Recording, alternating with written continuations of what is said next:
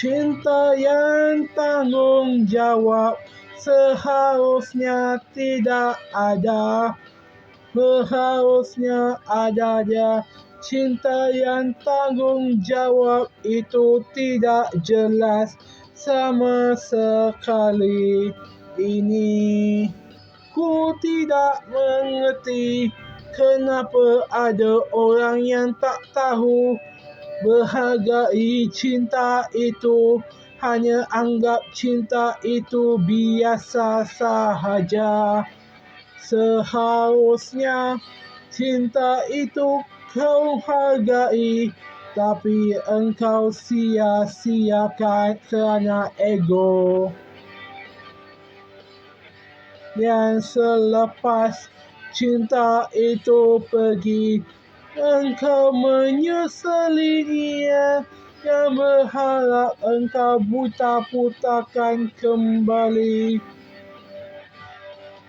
Takkan bisa, kerana cinta itu bukan benda yang boleh diulang kembali, sama seperti bisnes yang gagal.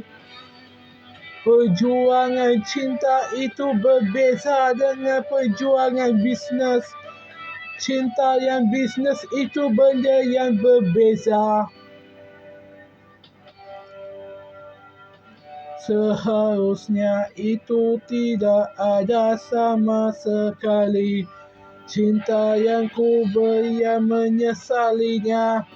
Seharusnya ku bersama orang lain sahaja. Ku takkan kembali pada cinta yang tidak menghargai sama sekali usaha. Seharusnya cinta itu sia-siakan, tapi tidak akan boleh mengulang kali lagi. Cinta itu takkan kembali lagi kepada lagi.